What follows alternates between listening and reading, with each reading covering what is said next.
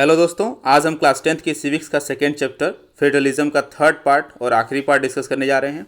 अगर आपने इस चैप्टर का पहला और दूसरा पार्ट नहीं देखा है तो उसे ज़रूर आप देख लीजिए, उसका लिंक मैंने डिस्क्रिप्शन में दे रखा है। तो पहले और दूसरे पार्ट में हमने चर्चा किया था कि फेडरलिज्म क्या होता है, फेडरलिज्म के क्या फीचर्स हैं, unitary form of government, federal form of government में क्या अंतर है, कमिंग टुगेदर फेडरेशन का क्या मतलब है, होल्डिंग टुगेदर फेडरेशन का क्या मतलब है, किस तरीके से इंडिया को एक फेडरल कंट्री कहा जाता है, क्या क्या चीज़ें हैं जो इंडिया को एक फेडरल कंट्री बनाती हैं। तो उसी दौरान हमने चर्चा किया था दोस्तों कि आज़ादी के बाद जब संविधान लिखा गया हमारे देश का, तो उसमें हमने फेडरलिज्म के प्रिंसिपल को अडॉप्ट किया। हमने लिखा आर्टिकल 1 में अपने संविधान के कि India that is Bharat shall be a union of states, यानी कि भारत राज्यों का एक संघ होगा। और इसमें हमने फेडरलिज्म के प्रिंसिपल को अडॉप्ट किया है, यानी कि हमने दो लेवल की गवर्नमेंट बनाई, एक सेंट्रल गवर्नमेंट और स्टेट गवर्नमेंट, और दोनों को जो है अलग अलग पावर दिया। तो ये एक फेडरलिज्म का ये जो प्रिंसिपल है उस पर आधारित हमने एक सरकार बनाया। लेकिन समय के साथ हमको रियलाइज होना शुरू हुआ कि सिर्फ दो स्तर की सरकारें, सिर्फ दो लेवल की सरकारें इंडिया जैसे बड़े देश के लिए, जहाँ पे जो अगर आप एक एक राज्य को देखें तो उनकी जनसंख्या बहुत सारे देशों की जनसंख्या के बराबर होती हैं। तो इतने बड़े देश के लिए जहाँ पे इतनी ज़्यादा जनसंख्या रहती है, सिर्फ दो स्तर की सरकार, सिर्फ दो लेवल की गवर्नमेंट जो है वो काफ़ी नहीं है। हमें एक और लेवल की गवर्नमेंट बनानी पड़ेगी और हमको डिसेंट्रलाइजेशन करना पड़ेगा। जैसे एग्जांपल के लिए यहाँ पे देखिए, यूपी की अगर पॉपुलेशन को देखेंगे तो ये ब्राज़ील के लगभग बराबर है। वैसे ही राजस्थान की पॉपुलेशन थाईलैंड के बराबर है, गुजरात की पॉपुलेशन इटली के बराबर है। ठीक है, तो इस तरीके से ये देख के समझ में आता है कि इंडिया में जो एक एक स्टेट्स हैं उनकी पॉपुलेशन बहुत सारे यूरोपियन कंट्रीज़ और बहुत सारे अफ्रीकन और अमेरिकन कंट्रीज़ के मुकाबले उनसे ज़्यादा है जो है। तो इस वजह से हमको समझ में आता है कि सिर्फ एक लेवल की गवर्नमेंट जो है एक स्टेट में काम नहीं कर सकती है, तो हमको पावर को डिसेंट्रलाइज करना पड़ेगा। तो अब सवाल है कि डिसेंट्रलाइजेशन का क्या मतलब है। डिसेंट्रलाइजेशन को दोस्तों हिंदी में हम बोलते हैं विकेंद्रीकरण। क्या होता है डिसेंट्रलाइजेशन?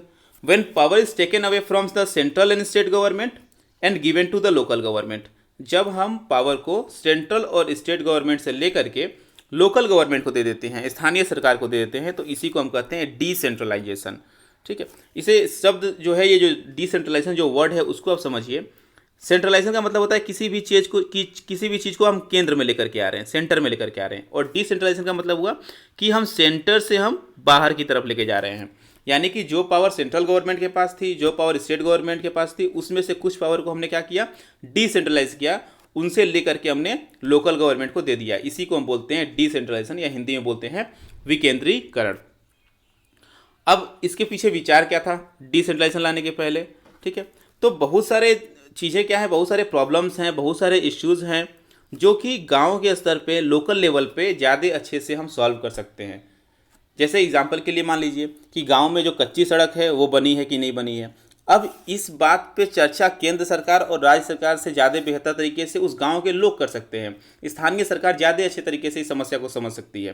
तो जो प्रॉब्लम्स है, इश्यूज़ हैं जो लोकल लेवल पे है, उसको लोकल लेवल की गवर्नमेंट अगर सॉल्व करे तो ज़्यादा बेहतर तरीके से कर सकती है। दूसरी चीज़ है कि जो लोकेलिटी के लोग हैं, जो उस स्थानीय जगह पे रहने वाले जो लोग हैं, उनको अपने प्रॉब्लम्स के बारे में ज़्यादा अच्छे से पता होता है। उनको ये भी पता होता है कि अगर हमारे पास पैसा आता है तो उसको हम किस तरीके से खर्च कर सकते हैं, कौन सी ज़्यादा ज़रूरत की चीज़ें हैं, हमारी प्राथमिकता क्या होगी, अगर पैसा आता है तो कहाँ पे सबसे पहले खर्च करना है, कहाँ पे सबसे बाद में खर्च करना है।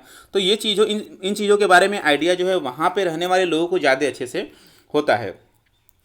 अगली चीज़ क्या है कि लोग जो है डिसीजन मेकिंग में डायरेक्टली पार्टिसिपेट करते हैं। ये बहुत बड़ी चीज़ होती है कि अगर आपके बारे में कोई निर्णय लिया जा रहा है, ये निर्णय लिया जा रहा है कि गांव में हैंडपंप कहाँ लगना है, यह निर्णय लिया जा रहा है कि कौन सी कच्ची सड़क पहले बनानी है, तो आप उसमें खुद भागीदार बनते हैं, आप खुद उसमें पार्टिसिपेट करते हैं कि कहाँ पे जो है ज़रूरत जो है ज़्यादा है, किस कौन से काम पहले होने चाहिए। अगर मान लीजिए कि आपके गांव में सोलर लाइट आता है तो सोलर लाइट कहाँ कहाँ लगेगा, किस गांव के किस मोहल्ले में पहले सोलर लाइट लगाई जानी चाहिए।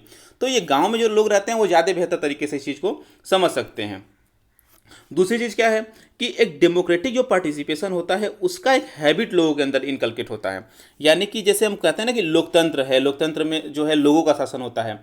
तो जब तक लोग खुद पार्टिसिपेट नहीं करेंगे, इन चीज़ों का मतलब क्या है कि मतलब डेमोक्रेसी का क्या मतलब है, लोगों के द्वारा शासन करने का क्या मतलब है, इस चीज़ को ज़्यादा बेहतर तरीके से हम तब समझ सकते हैं जब हम खुद पार्टिसिपेट करें, हमारे द्वारा डिसीजन लिए जाए, हम ये डिसाइड करें कि कहाँ पे हैंडपंप लगना है और कहाँ पे कच्ची सड़क बननी है या कहाँ पे पक्की सड़क बननी है, कहाँ पे पे स्ट्रीट लाइट लगनी है। ये चीज़ें जब हम डिसाइड करते हैं तो एक कहते हैं कि हाँ हम डेमोक्रेटिक कंट्री में रह रहे हैं, हम डेमोक्रेसी में पार्टिसिपेट कर रहे हैं, डायरेक्टली पार्टिसिपेट कर रहे हैं। और जो एक डेमोक्रेसी का जो है बहुत इंपॉर्टेंट जो प्रिंसिपल है कि सेल्फ गवर्नमेंट होना चाहिए। डेमोक्रेसी का मतलब ये होता है रूल ऑफ द पीपल। तो जो रूल ऑफ द पीपल जो वर्ड है, इसको रियली में अगर रियलाइज करना है तो आप पावर को लोगों को दे दीजिए, लोगों को खुद निर्णय लेने दीजिए, लोगों को खुद ये डिसाइड करने दीजिए कि कौन सा काम करना है और कौन सा काम कैसे करना है। ये चीज़ें जब लोग खुद करते हैं तो डेमोक्रेटिक जो वैल्यू है वो ज़्यादा इस्टेब्लिश होती है, ज़्यादा मजबूत होती हैं। अब जो है समय के साथ हमने इसकी ज़रूरत को महसूस किया कि डिसेंट्रलाइजेशन होना चाहिए। ठीक है, संविधान में भी इस चीज़ को महसूस किया गया था। संविधान में हालांकि डिसेंट्रलाइजेशन नहीं किया गया। संविधान जब हमारा अडॉप्ट हुआ था 1950 में, उस समय हमने लोकल गवर्नमेंट इस्टेब्लिश नहीं किया, लेकिन इस बात का विचार संविधान में रखा गया था कि समय के साथ हमको ये करना पड़ेगा, ये ज़रूरत पड़ेगी तो हम फ्यूचर में ऐसा करेंगे। इसीलिए बहुत सारे गाँव के स्तर पर, बहुत सारे कस्बों के स्तर पर इस बात के प्रयास किए गए कि हम डिसेंट्रलाइज करें, पावर को जो है लोकल लेवल पे हम डिस्ट्रीब्यूट करें। तो बहुत सारे स्टेट्स में आप देखेंगे कि आज़ादी के बाद जो है, स्पेशली 1957 के बाद अगर देखेंगे तो सबसे पहले राजस्थान में जो है डिसेंट्रलाइजेशन किया गया। सबसे पहले राजस्थान में लोकल गवर्नमेंट इस्टेब्लिश की गई थी। लेकिन समय के साथ बहुत सारे राज्यों में विलेज लेवल पे, म्यूनिसिपैलिटी लेवल पे जो है, यानी कि अर्बन एरियाज़ के लिए म्यूनिसिपैलिटीज़ और गाँव के लिए पंचायत, इनकी स्थापना जो है समय के साथ की जाने लगी। और इसके ऊपर डायरेक्ट कंट्रोल होता था किसका? स्टेट गवर्नमेंट का। यानी कि स्टेट गवर्नमेंट अपने राज्यों में स्थानीय सरकारों को जो है वो इस्टेब्लिश करती थी। अब प्रॉब्लम क्या था?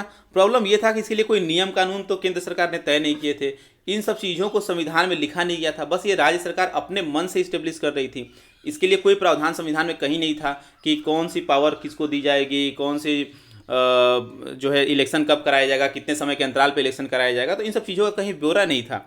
इसीलिए जो है आप देखेंगे कि उस समय जो है लोकल गवर्नमेंट्स के लिए जो इलेक्शन होता था वो समय के साथ जो है रेगुलरली नहीं होता था। मतलब एक इसका कोई फिक्स टाइम नहीं था कि कब कब जो है इलेक्शन हमको कंडक्ट कराना है। दूसरी प्रॉब्लम क्या थी कि लोकल गवर्नमेंट्स को जो है कोई ज़्यादा खास पावर नहीं दिया गया, कोई रिसोर्सेज नहीं दिए गए, कोई संसाधन उनको नहीं दिया गया। तो ये भी एक समस्या थी। और इस वजह से जो है जब आप किसी को पावर नहीं देंगे, आप उसे अधिकार नहीं देंगे कि वो अपना निर्णय खुद ले सके, आप उसे कोई रिसोर्स नहीं देंगे, आप उसे फंड नहीं देंगे, तो किस तरीके से काम करेगा। और इसलिए जो है जो उस समय डिसेंट्रलाइजेशन किया गया आज़ादी के बाद, वो बहुत ज़्यादा इफेक्टिव नहीं था।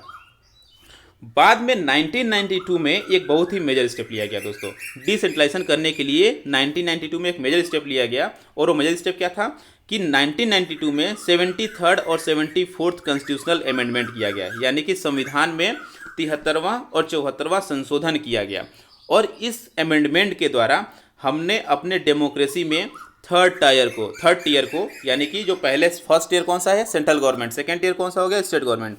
और थर्ड टीयर को यानी कि लोकल गवर्नमेंट को हमने फाइनली संविधान के अंदर इंक्लूड कर दिया। इसके पहले जो भी मैं बात कर रहा था उसमें क्या था? संविधान के अंदर चीज़ें नहीं थी, राज्य सरकार अपने मन से कर रही थी, लेकिन उसके लिए कोई नियम भी नहीं था।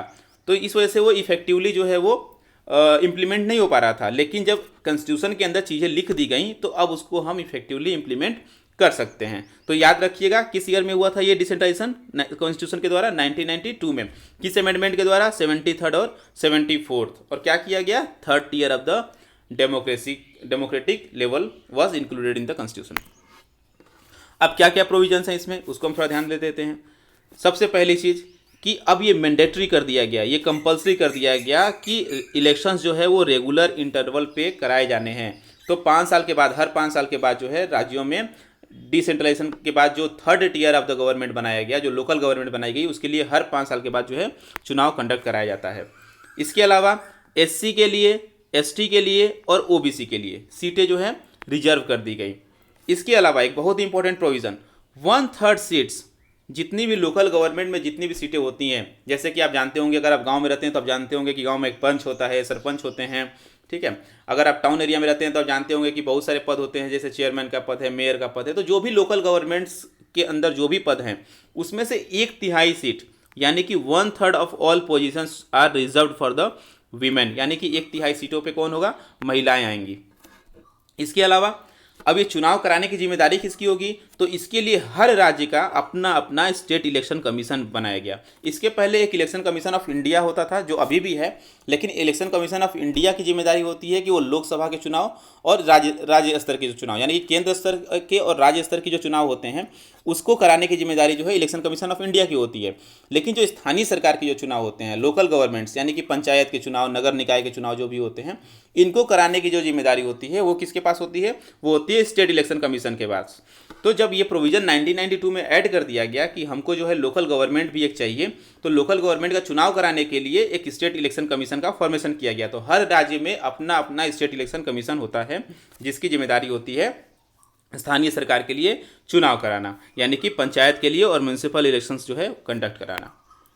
इसके अलावा स्टेट गवर्नमेंट्स के को कहा गया कि आप जो है बहुत सारे पावर्स, बहुत सारी शक्तियाँ यानी क्या, जो काम करने के जो सब्जेक्ट्स दिए गए हैं, ठीक है, कि तो वो पावर्स और रेवेन्यू प्लस, क्योंकि काम करने के लिए पैसे की भी जरूरत पड़ेगी, तो पावर्स और रेवेन्यू आप लोकल गवर्नमेंट्स के साथ शेयर करेंगे, ठीक है। तो ये जिम्मेदारी दी गई राज्य सरकार की। राज्य सरकार अपने पावर्स को और रेवेन्यू को लोकल गवर्नमेंट्स के साथ शेयर करेगी। तो इस तरीके से दोस्तों हमारे कंट्री में जो third tier of the government बनाया गया, जिसको हम लोकल सेल्फ गवर्नमेंट बोलते हैं, इसमें दो तरीके की गवर्नमेंट बनाएगी।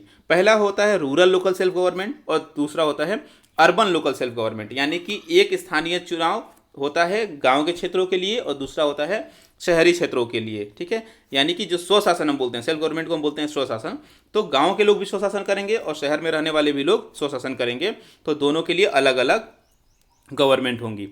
अब डिस्कस करते हैं पहले हम रूरल लोकल गवर्नमेंट के बारे में। तो रूरल लोकल जो गवर्नमेंट है उसमें दोस्तों 3 लेवल होते हैं। पहला होता है विलेज लेवल पे, तो विलेज लेवल पे हम बनाते हैं ग्राम पंचायत को। दूसरा होता है ब्लॉक लेवल, जो कि बहुत सारे गाँव को मिलाकर के एक ब्लॉक बनता है। तो गाँव के स्तर पे कौन सा हो गया? ग्राम पंचायत। ब्लॉक के लेवल पे पंचायत समिति या ब्लॉक पंचायत भी इसको हम बोलते हैं, अभी हम आगे डिस्कस करेंगे इसके बारे में। और डिस्ट्रिक्ट लेवल पे जिला परिषद होता है। तो 3 लेवल होते हैं रूरल लोकल गवर्नमेंट में। पहला कौन सा हो गया? विलेज लेवल पे ग्राम पंचायत, ब्लॉक लेवल पे पंचायत समिति और डिस्ट्रिक्ट लेवल पे जिला परिषद। तो आइए अब एक एक करके डिस्कस करते हैं। दोस्तों ग्राम पंचायत जो होता है उसके पहले भी एक लेवल होता है, उसको हम लेवल नहीं मानते हैं, क्योंकि जो गाँव में, किसी भी गाँव में, ठीक है, जितने भी लोग होते हैं उसके मेंबर होते हैं, इसको हम बोलते हैं ग्राम सभा। तो हर गांव की अपनी ग्राम सभा होती है। हर गांव में जितने भी वोटर होते हैं, यानी कि जितने भी एडल्ट लोग हैं जिनकी उम्र 18 साल या उससे अधिक है, तो आप जानते हैं कि वोटर लिस्ट में उन्हीं का नाम इंक्लूड किया जाता है जिनकी उम्र 18 साल पूरी हो चुकी होती है। तो गांव में जितने भी वोटर हैं, यानी हम दूसरे शब्दों में कह सकते हैं कि गांव में जितने भी एडल्ट लोग हैं वो सभी के सभी जो है ग्राम सभा के सदस्य कहलाते हैं। इसके लिए यानी कि ग्राम सभा के लिए कोई चुनाव नहीं होता है। अगर आपका नाम वोटर लिस्ट में है तो आप ग्राम सभा के सदस्य मान लिए जाते हैं, आप बन जाते हैं अपने आप। ये जो ग्राम सभा होती है ये पूरे गांव के लिए डिसीजन मेकिंग बॉडी होती है, यानी कि गांव के लिए निर्णय जो लेने की कार्य किया जाता है वो ग्राम सभा के लिए किया जाता है। वैसे ही जो ग्राम पंचायत होती है, ग्राम पंचायत को अभी चुनाव के द्वारा लाया जाता है, अभी मैं बताऊंगा, इस बारे में चर्चा करूंगा ग्राम पंचायत कैसे आती है। तो जो ग्राम पंचायत होती है उसके काम को सुपरवाइज कौन करता है? ग्राम सभा। यानी कि जो गांव के जो भी एडल्ट लोग हैं वही देखते रहते हैं कि ग्राम पंचायत अपना काम सही तरीके से कर रही है या नहीं कर रही है। और हर साल कम से कम 2 या 3 बार ग्राम सभा की मीटिंग होती है और उसमें एनुअल बजट को अप्रूव किया जाता है। एनुअल बजट का क्या मतलब है कि पूरे एक साल, जो आने वाला एक साल है, उसमें कितने पैसे खर्च होंगे, पैसे कहाँ खर्च होंगे, इस बारे में चर्चा होती है। और ये चर्चा कौन करता है वहाँ बैठ के? ग्राम सभा के सभी सदस्य, यानी कि गांव के सभी एडल्ट बैठते हैं और वहाँ पे क्या की जाती है? एनुअल बजट पे चर्चा की जाती है। और यह चर्चा जो है हर साल की जाती है और हर साल 2 या 3 बार कम से कम जो है मीटिंग होना जरूरी है कि उसमें यह देखा जा सके कि गांव में काम अच्छे से ग्राम पंचायत के द्वारा की जा रही है कि नहीं की जा रही है, और अगर और भी जो नई चीज़ें होती हैं, जो ज़रूरतें होती हैं, उसके बारे में वहाँ पे चर्चा की जाती है। तो ये हो गया दोस्तों ग्राम सभा। अगला डिस्कस करते हैं ग्राम पंचायत के बारे में। ग्राम पंचायत में क्या होता है? ग्राम पंचायत में होते हैं कुछ वार्ड मेंबर्स और जिनको हम बोलते हैं पंच, और एक व्यक्ति होता है जो ग्राम पंचायत का प्रेसिडेंट होता है, जिसको हम बोलते हैं सरपंच, या कई जगह गांव में मुखिया बोलते हैं। तो सरपंच बोलें या मुखिया बोलें या ग्राम पंचायत का प्रेसिडेंट बोलें, तीनों एक ही चीज़ है। और गाँव को क्या करते हैं कि गाँव को अलग अलग पार्ट्स में डिवाइड कर देते हैं और हर पार्ट का एक मेंबर होता है जिसको हम वार्ड मेंबर बोलते हैं, या गाँव में उसको हम पंच बोलते हैं, ठीक है। अब ये लोग कैसे आते हैं, ये वार्ड मेंबर यानी पंच और सरपंच कैसे आते हैं, इनके लिए डायरेक्टली इलेक्शन होता है, यानी कि जो गांव के जो एडल्ट लोग हैं, यानी कि जो ग्राम सभा के जो सदस्य हैं, वो सभी उसके लिए पार्टिसिपेट करते हैं इलेक्शन में, और वो उसमें वोट देते हैं, और वोट के द्वारा जो पंच और सरपंच होते हैं उनका चुनाव होता है। यानी कि ग्राम पंचायत के जो सदस्य हैं यानी पंच और सरपंच, उनका चुनाव जो है डायरेक्ट इलेक्शन के द्वारा किया जाता है गाँव के सभी एडल्ट लोगों के द्वारा। अब जैसे मैंने यही बताया, जैसे मान लीजिए कि जो एरिया आपको दिख रहा है सर्कल में, ये मान लीजिए गांव है, ठीक है। तो इस गांव को कई पार्ट में डिवाइड किया, तो इस गांव में कई सारे पंच हो गए, ठीक है, और पूरे गांव का एक व्यक्ति क्या हो गया, सरपंच हो गया, ठीक है। तो ये होता है, और इनका चुनाव कैसे किया गया, इनका चुनाव किया गया डायरेक्ट इलेक्शन के द्वारा। जो दूसरा लेवल होता है दोस्तों, वो होता है पंचायत समिति, ठीक है। तो कई सारे ग्राम पंचायत को एक साथ मिला करके एक पंचायत समिति बनाई जाती है। इसको हम पंचायत ऑफ द पंचायत बोलते हैं, क्योंकि कई पंचायतों का पंचायत ही होता है, इसीलिए इसे हम पंचायत ऑफ पंचायत भी बोल सकते हैं, ठीक है। तो कई ग्राम पंचायत को मिला करके हमने क्या बनाया, पंचायत समिति बनाया, ठीक है। अब इसमें क्या होता है, the member of this representative body are elected by all the panchayat members in that area, यानी कि जो भी पंचायत मेंबर हैं, कई सारे पंचायत को मिलकर के हमने क्या बनाया, कई सारे ग्राम पंचायत को मिला करके हमने पंचायत समिति बनाया, और जो भी ग्राम पंचायत के जो सदस्य हैं, यानी कि जो सरपंच हैं और जो पंच हैं, ये सभी मिलकर के क्या करते हैं, पंचायत समिति के सदस्यों का चुनाव करते हैं। It is also known as block panchayat, कई जगह इसको हम ब्लॉक पंचायत बोलते हैं, मंडल परिषद भी बोलते हैं, तालुका पंचायत भी बोलते हैं, मंडल पंचायत बोलते हैं, ब्लॉक डेवलपमेंट काउंसिल बोलते हैं, यानी कि आप शॉर्ट में सुनते होंगे BDC, ठीक है। कहते हैं इन लोग कि BDC का चुनाव है, तो BDC यही होता है, पंचायत समिति के सदस्य होते हैं, इनको BDC कहते हैं। इसमें एक सदस्य दोस्तों ध्यान रखिएगा कि जो BDC होता है उसमें एक सदस्य जो होता है वो डायरेक्ट इलेक्शन के द्वारा आता है, क्योंकि जब हम वोट देने जाते हैं तो हम एक व्यक्ति, जब स्थानीय निकाय का जब चुनाव होता है ना, जब लोकल गवर्नमेंट का जब चुनाव होता है, तो उसमें हर व्यक्ति जो वोट देने जाता है वो 4 वोट देता है। एक वोट देता है वो अपने वार्ड के पंच के लिए, एक वोट देता है वो सरपंच के लिए, एक वोट देता है वो BDC का एक मेंबर चुनने के लिए, और एक वोट देता है वो DDC का मेंबर चुनने के लिए, यानी कि डिस्ट्रिक्ट डेवलपमेंट काउंसिल, जिसको हम बोलते हैं जिला परिषद, ठीक है। बाकी जो मेंबर होते हैं पंचायत समिति के और जिला परिषद के, वो जो है इनडायरेक्ट वे में चुने जाते हैं, तो इसको आप ध्यान में रखिएगा। तो हमने क्या बताया, इसको पंचायत समिति जो दूसरे लेवल की गवर्नमेंट है, ठीक है, लोकल गवर्नमेंट में। तीसरा जो होता है वो होता है जिला परिषद। तो जिला वर्ड से आप उम्मीद है कि परिचित होंगे। जिला यानी कि डिस्ट्रिक्ट, यानी कि जिला परिषद का फॉर्मेशन कैसे हो रहा है, डिस्ट्रिक्ट के लेवल पे। तो हमने बताया पहले कि पहले ग्राम सभा थी, ग्राम सभा ने क्या किया, ग्राम पंचायत को चुना, कई सारे ग्राम पंचायत मिलकर के पंचायत समिति बनाए, और एक जिले के अंदर जितने पंचायत समिति होते हैं सब मिल करके क्या बनाते हैं, जिला परिषद को निर्माण करते हैं। इसे हम जिला परिषद कह सकते हैं, जिला पंचायत कह सकते हैं, या डिस्ट्रिक्ट पंचायत भी कह सकते हैं, ठीक है। तो ग्राम सभा ने ग्राम पंचायत बनाया, कई सारे ग्राम पंचायत मिलकर पंचायत समिति, और एक जिले के सभी पंचायत समिति मिलकर के जिला परिषद का गठन करते हैं। इसमें जो ज़्यादातर मेंबर होते हैं वो चुन करके आते हैं, यानी कि इलेक्शन के प्रोसेस से आते हैं। इसके अलावा जिस जिले का जो भी जिला परिषद होता है, उस क्षेत्र में जो भी लोकसभा का सदस्य होता है, यानी जिसको हम सांसद बोलते हैं, या जो भी MLAs होते हैं उस जिले के, जिसको हम विधायक बोलते हैं, उनके अलावा डिस्ट्रिक्ट लेवल पे जो भी बॉडीज़ होती हैं, जो भी सरकारी कार्यालय हैं जो जिला स्तर के होते हैं, उनमें जो भी अधिकारी होते हैं वो भी जिला परिषद के सदस्य माने जाते हैं दोस्तों। इसके अलावा जिला परिषद का चेयरपर्सन कौन होगा, जिला परिषद का चेयरपर्सन जो होता है, जो जिला परिषद का जो चेयरपर्सन होता है वो जो है जिला परिषद का पॉलिटिकल हेड माना जाता है, जो कि चुनाव के द्वारा आता है, चुन करके आता है, ठीक है। तो जिला परिषद का जो चेयरपर्सन हो गया वो क्या हो गया, पॉलिटिकल हेड ऑफ द जिला परिषद। तो उम्मीद है आपको ये तीनों लेवल समझ में आए होंगे। सबसे पहले कौन सा था, ग्राम पंचायत, उसके बाद से पंचायत समिति, और उसके बाद से जिला परिषद। कई बार बच्चों को नाम आपको याद करने में दिक्कत हो सकती है कि कहाँ पे परिषद लगाना है, कहाँ पे समिति लगाना है। तो अगर आपको ऐसी दिक्कत हो रही है तो आप सिंपली ऐसे लिखिए, गांव स्तर पे, ग्राम स्तर पे ग्राम पंचायत, यानी कि विलेज लेवल पे ग्राम पंचायत, फिर जो है ब्लॉक पंचायत, और उसके बाद से जिला पंचायत। आप ये तीनों नाम लिख सकते हैं, तीनों के आगे पंचायत लिखिए, ग्राम, ब्लॉक और जिला, ठीक है। तो ये भी सही है, इसमें गलत नहीं होगा। तो ये हो गया रूरल एरिया का जो है लोकल गवर्नमेंट। अब हम डिस्कस करते हैं अर्बन एरिया का, अर्बन लोकल गवर्नमेंट। तो अर्बन लोकल गवर्नमेंट में भी दोस्तों 3 लेवल हैं, नगर पंचायत, म्यूनिसिपल काउंसिल और म्यूनिसिपल कॉर्पोरेशंस। आइए देखते हैं तीनों में अंतर क्या है। नगर पंचायत को हम वहाँ पे इस्टेब्लिश करते हैं दोस्तों जो ऐसे एरिया हैं जो पहले रूरल एरियाज थे और अब वो अर्बन एरिया के रूप में ट्रांजिशन पीरियड में है, यानी कि ना ही हम उसको रूरल एरिया कह सकते हैं और ना ही उसको हम अर्बन एरिया कह सकते हैं, यानी कि वो ट्रांजिशन पीरियड में है। रूरल एरिया के कुछ कैरेक्टरिस्टिक दिखाई देंगे और कुछ कैरेक्टरिस्टिक वहाँ पे आपको अर्बन एरिया के दिखाई देंगे। तो ऐसे एरिया में नगर पंचायत होता है। हर नगर पंचायत में एक चेयरमैन होता है दोस्तों, और कुछ वार्ड मेंबर्स होते हैं। जिस तरीके से ग्राम पंचायत को कई एरिया में बांटा जाता है, वैसे ही एक नगर को भी कई पार्ट्स में हम डिवाइड कर देते हैं, और हर एक पार्ट का, जिसको हम वार्ड बोलते हैं, उसका एक मेंबर होता है जिसे हम बोलते हैं वार्ड मेंबर, और पूरे नगर का एक हेड होता है जिसको हम बोलते हैं चेयरमैन। मेंबर्स जो होते हैं वो 5 साल के लिए चुने जाते हैं और ये डायरेक्ट इलेक्शन के द्वारा आते हैं, यानी कि लोगों के द्वारा वोट दिया जाता है इनको चुने जाने के लिए। अगला होता है म्यूनिसिपल काउंसिल। म्यूनिसिपल काउंसिल को हम नगर पालिका भी बोलते हैं, कई जगह म्यूनिसिपैलिटी भी बोलते हैं, नगर पालिका परिषद भी बोलते हैं दोस्तों। तो अलग अलग नामों से इसको जाना जाता है। इनकी स्थापना की जाती है टाउन एरियाज़ में, यानी कि शहरों में इसको हम बनाते हैं, ठीक है। म्यूनिसिपल जो चेयरपर्सन होता है, म्यूनिसिपल चेयरपर्सन, वही म्यूनिसिपैलिटी का यानी कि म्यूनिसिपल काउंसिल का पॉलिटिकल हेड माना जाता है, यानी कि जो राजनीतिक हेड है, यानी कि जो राजनीतिक प्रमुख है, वो कौन होगा? म्यूनिसिपल चेयरपर्सन, जो कि चुन करके आता है वोट के द्वारा।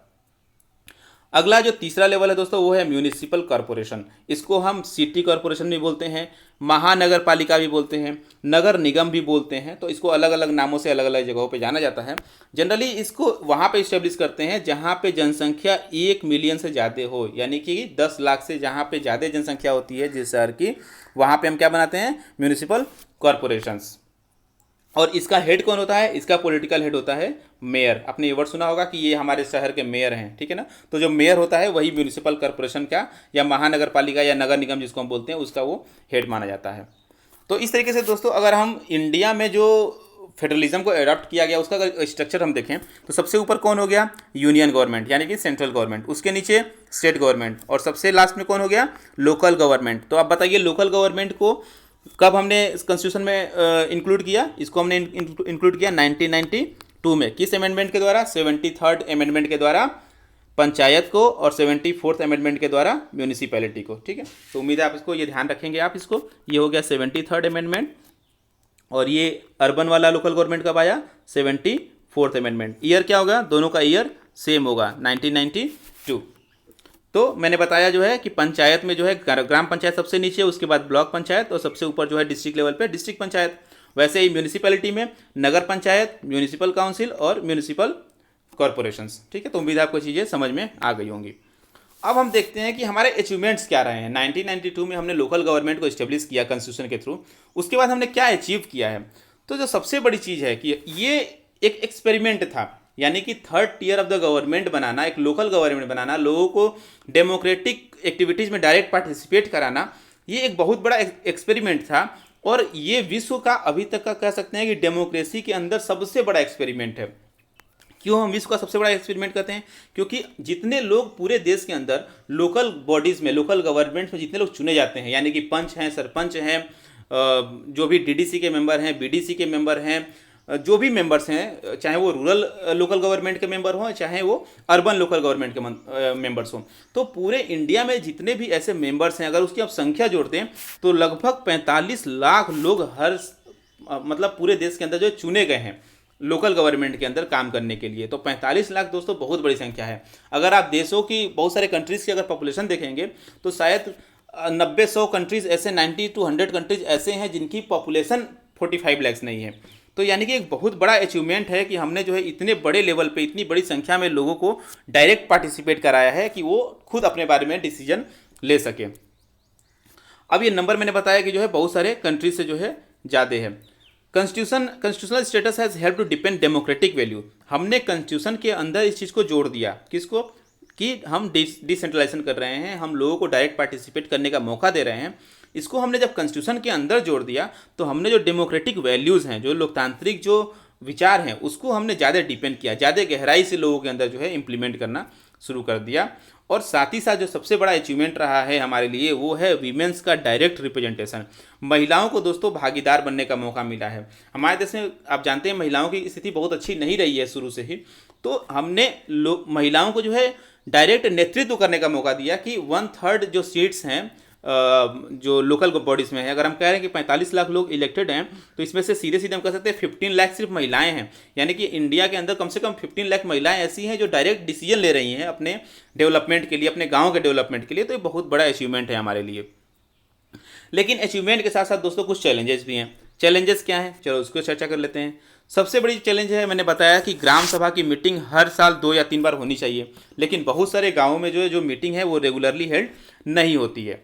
दूसरी प्रॉब्लम क्या है, स्टेट गवर्नमेंट ने, मैंने बताया कि स्टेट गवर्नमेंट को कहा गया कि आप पावर और फंड को जो है आप ट्रांसफ़र करेंगे, लेकिन बहुत सारी स्टेट गवर्नमेंट ने अच्छे तरीके से लोकल गवर्नमेंट के पास पावर को और मनी को ट्रांसफ़र नहीं किया। ठीक है, तो एडुकेट रिसोर्स भी नहीं दिया आपने और पावर भी जो है लोकल गवर्नमेंट को नहीं दिया। तो जब लोकल गवर्नमेंट को अच्छे से पावर नहीं मिलेगा, अच्छे से रिसोर्स नहीं मिलेगा, फंड नहीं मिलेंगे, पैसे नहीं मिलेंगे, तो काम कैसे करेगा? तो ये ऑब्वियस ही प्रॉब्लम एक है। अगला है लैक ऑफ इंफ्रास्ट्रक्चर। बहुत सारे ग्राम पंचायत दोस्तों ऐसे हैं, बहुत सारे ग्राम पंचायतों में आप देखेंगे कि ग्राम पंचायत की जो बिल्डिंग होनी चाहिए जहाँ पे बैठ के लोग अपना काम कर सके, वैसी बिल्डिंग भी नहीं है। तो इंफ्रास्ट्रक्चर का भी एक लैकिंग है, जो आधारभूत जो ढांचा होना चाहिए उसकी एक कमी है बहुत सारे गाँवों में। एक जो सबसे मेजर जो प्रॉब्लम है वो है प्रॉक्सी रिप्रेजेंटेशन। आप देखे होंगे कि जब गांव में जब चुनाव होता है, प्रधान का चुनाव होता है यानी सरपंच का जब चुनाव होता है या वार्ड मेंबर का जो चुनाव होता है, तो उसमें आप देखे होंगे जो है कि जो लोग अपना जब कैंपेनिंग करते हैं, जब चुनाव प्रचार करते हैं, तो बहुत सारे गाँव में जो है पोस्टर लगाते हैं, जो है बहुत सारे दीवारों पर पोस्टर देखते होंगे। तो पोस्टर के ऊपर जो है आप देखेंगे कि नाम लिखा रहता है किसी महिला का कि ये फला महिला जो है वो this lady is going to participate in the election. ठीक है, वो चुनाव में भागीदार बन रही हैं, जो है वो चुनाव में खड़ी हो रही हैं, लेकिन उनका कहीं फ़ोटो नहीं होता है। वहाँ पे फ़ोटो किसका होता है? उनके हस्बैंड का फ़ोटो होता है और लिखा होता है कि प्रधान पति के चुनाव के लिए।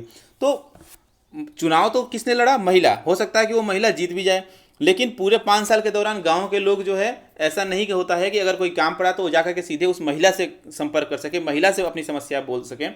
वहाँ पे उनकी जगह पे काम कौन करने लगता है? उनके हस्बैंड काम करने लगते हैं, जिसको हम बोलते हैं प्रधान पति हैं ये। ठीक है, तो एक जो एक स्टेटस जो देने की कोशिश की गई थी, जो एक नेतृत्व करने की जो क्षमता विकसित करने के प्रयास किया गया था लोकल गवर्नमेंट के द्वारा महिलाओं को 1/3 रिजर्वेशन दे करके, तो वो कहीं ना कहीं फेल हो जाता है जब पुरुष सामने आकर के, उनके हस्बैंड सामने आकर के, उनके फादर सामने आकर के या उनके भाई सामने आकर के काम करने लगते हैं। तो फिर ये जो हमारा जो प्लान था, ये लोकल गवर्नमेंट के अंदर 1/3 रिजर्वेशन देने का जो पर्पस था, वो पर्पस कहीं ना कहीं फेल हो जाता है। तो ये प्रॉक्सी रिप्रेजेंटेशन एक बहुत बड़ी प्रॉब्लम है दोस्तों। तो उम्मीद है आपको ये सारी चीज़ें समझ में आई होंगी। अब आज के लेक्चर पे कुछ क्वेश्चन देख लेते हैं। पहला क्वेश्चन है 1 मार्क्स का, जो 2016 के बोर्ड एग्जाम में पूछा गया है। Name the representative body found by a few gram panchayat. बहुत सारे ग्राम पंचायत, कुछ ग्राम पंचायत मिल करके एक रिप्रेजेंटेटिव बॉडी बना, तो उसका नाम क्या है? तो उम्मीद है कि आप आंसर इसका जानते होंगे। Which local body has a mayor as its head, तो ये भी मैंने चर्चा किया। What is another popular name of rural local government? ठीक है, तो मैंने 2 नाम बताया, एक म्यूनिसिपैलिटी और एक पंचायत। तो कौन सा नाम इसमें से आप बताइए कि रूरल लोकल गवर्नमेंट के लिए कौन सा नाम सुटेबल है। ठीक है, what proportion of seats are reserve for the women? तो अभी हमने चर्चा की है इसके बारे में। Name the independent institution that has been created in each state to conduct panchayat and municipal election. यानी कि पंचायत और म्यूनिसिपल इलेक्शन कंडक्ट कराने के लिए कौन सा इंडिपेंडेंट इंस्टीट्यूशन जो है हर राज्य में इस्टेब्लिश किया गया। तो उम्मीद है आपको याद होगा, अभी मैंने डिस्कस किया था इसके बारे में। What is the official post for the chairperson of A municipal corporation? अभी ये क्वेश्चन रिपीटेड है, ठीक है, बस इंडायरेक्ट वाइज इसको घुमा दिया गया है। एक जगह कहें तो उसका आंसर लिखा गया है क्वेश्चन में। What was the main objective of the constitutional amendment made in 1992 in India? 1992 में जो कॉन्स्टिट्यूशनल अमेंडमेंट किया गया, जो संविधान में संशोधन किया गया, उसका मेन ऑब्जेक्टिव क्या था? 3 और 5 मार्क्स के क्वेश्चन पूछे गए हैं। Describe any 3 steps to strengthen the local self government by constitutional amendment. उम्मीद है आप इसको आंसर लिख पाएंगे, कोई भी 3 पॉइंट लिख दीजिए। Describe the importance of a third tier of the government in the vast country like India. Evaluate the strengths and limitations of local government. Explain the basic ideas behind decentralization of political powers in India. Local government have made a significant impact on the Indian democracy, but at the same time there are many difficulties. तो क्या क्या difficulties हैं उसको आपको explain करना है। Why is decentralization favored in democracy? Explain any 5 features of Panchayati Raj system. Explain 5 changes towards decentralization brought in 1992। तो उम्मीद है सारे क्वेश्चंस आपको समझ में आ रहे होंगे। अगर क्वेश्चन समझ में आ रहे होंगे तो आप आंसर भी इसका लिख लेंगे। तो दोस्तों कोई भी अगर आपको डाउट हो इसके बाद भी, तो आप जरूर जो है हमको कमेंट बॉक्स में अपना डाउट भेजिए, जो है मैं उसका आंसर देने की कोशिश करूँगा। और अगर आपके कोई साथी हैं जो आपके साथ पढ़ाई करते हैं, तो उनके साथ ये वीडियो को शेयर कीजिए ताकि उनके पास भी इन्फॉर्मेशन पहुँचे। और अगला वीडियो मैं जब भी डालूँ इसकी सूचना आपको मिल जाए, इसके लिए आप चैनल को सब्सक्राइब कर दीजिए दोस्तों। Thank you.